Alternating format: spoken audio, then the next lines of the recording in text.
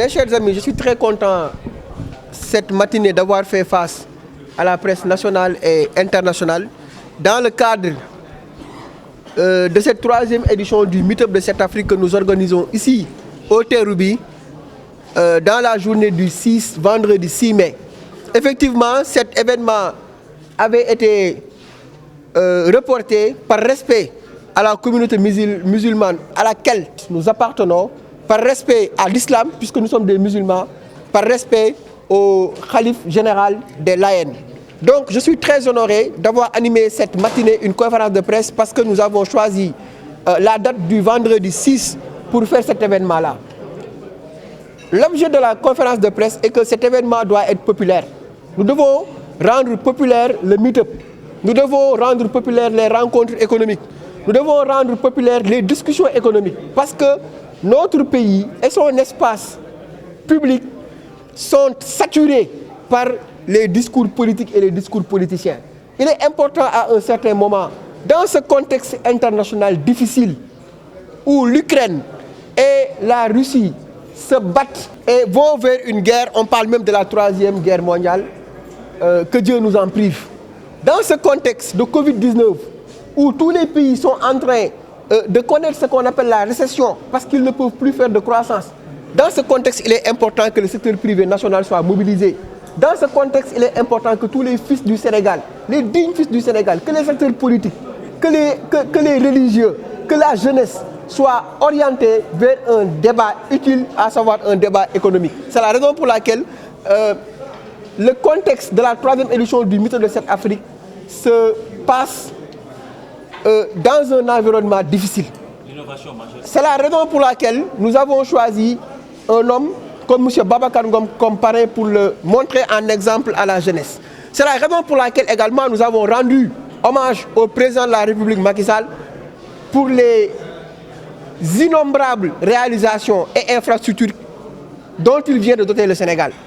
Nous n'avons pas peur, nous, de féliciter le président de la République parce que nous sommes objectifs. Il y a des gens qui ont des problèmes avec la personne Macky Sall. Mais nous n'avons pas de problème avec lui. Nous sommes jeunes, nous sommes des chefs d'entreprise, nous reconnaissons que son bilan économique est positif.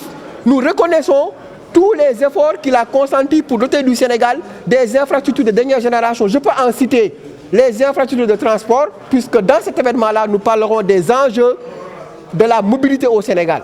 Le Sénégal est l'un des rares pays à avoir aujourd'hui un TER. Le Sénégal est l'un des rares pays à avoir aujourd'hui un BRT. Le Sénégal est l'un des rares pays à disposer d'une compagnie nationale forte qui est en train de faire ses preuves. Donc, les enjeux de la mobilité vont nous permettre de réduire les 200 milliards qu'on perdait par an dans les embouteillages. Donc, il est important que tous les chefs d'entreprise soient orientés vers ce débat économique et qu'on essaie d'encourager le ministère des Finances et du budget à continuer le travail remarquable qu'ils sont en train de faire. Parce qu'en avril 2020, le taux de croissance était à 1,5%. Aujourd'hui, le taux de croissance est revenu et remonté à 5% grâce à l'efficacité du ministre des Finances et du Budget, M. Abdoulaye Daouda Diallo, et de ses services. Vous dites que vous allez défendre le bilan économique du chef de l'État, vous n'avez pas peur? Non, nous allons défendre le bilan économique du président de la République parce que nous sommes des Sénégalais. Nous sommes la jeunesse sénégalaise, nous sommes des chefs d'entreprise, nous payons des impôts. Et il faut que la jeunesse essaie de dissocier ceux qui parlent et ceux qui font des actes. La parole ne porte pas le développement, c'est l'acte qui porte le développement. Il faut que ceux qui posent des actes, les chefs d'entreprise, qu'ils se mobilisent pour qu'on essaie de sauvegarder la stabilité économique du Sénégal. Je lance un appel à toute la jeunesse de mon pays, aux chefs d'entreprise, pour qu'on essaie de se mobiliser pour sauvegarder la stabilité économique, la stabilité politique du pays, parce que c'est des choses qui sont liées. Un pays qui n'est pas stable sur le plan politique ne peut pas faire des miracles même économiques, sinon ça n'aurait pas de sens. C'est la raison pour laquelle vous avez vu la Côte d'Ivoire, qui est numéro 1 de l'économie de la CEDEAO, qui porte même l'économie de la CEDEAO. En 2010, la Côte d'Ivoire a été déstabilisée et à chaque fois, c'est un pays qui n'est pas stable. C'est la raison pour laquelle le Sénégal, aujourd'hui, est la vedette même plutôt que ces pays-là. Donc, le Sénégal a une richesse et cette richesse-là, c'est sa stabilité politique, sa stabilité économique. Donc, Vous avez beaucoup parlé de la mobilité, surtout notamment le secteur du transport, BRT, TER, mais ceux qui critiquent cette option ne le font pas parce qu'ils ont des problèmes personnels avec le président, mais ils disent à quel prix. Est-ce que le prix est convenable avec TER et BRT? Oui, donc nous n'allons pas peut-être rentrer dans ce débat-là de rentabilité et de prix. Mais ce que nous pouvons dire est que le président de la République a un bilan économique positif. Maintenant, les économistes peuvent rentrer dans ce débat-là, puisque nous allons nous retarder si on entre ici, en tout cas dans ce débat-là. Tous les projets ne sont pas faits pour être rentables.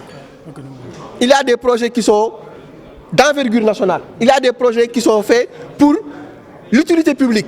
Et je pense qu'aujourd'hui, ceux qui sont en train d'emprunter le TER, ceux qui vont emprunter dans quelques mois à venir le BRT, ceux qui voyagent à travers Air Sénégal, mais ils savent que le Sénégal est en train de faire des exploits exceptionnels dans ce domaine-là. Il faut d'abord féliciter les efforts que le président de la République est en train de faire avec son ministre des Finances et du Budget. Maintenant, nous pouvons critiquer l'action du gouvernement. Nous, parfois, il nous arrive de critiquer le président. Parfois, il nous arrive de critiquer le gouvernement. Mais on ne peut pas maintenir ce pays-là dans un perpétuel environnement politique et politicien. Il est important parfois également qu'on puisse reconnaître le mérite du chef de l'État, et c'est quelqu'un qui a un bilan positif et qui a fait des énormes sacrifices pour doter du Sénégal un bilan économique exceptionnel.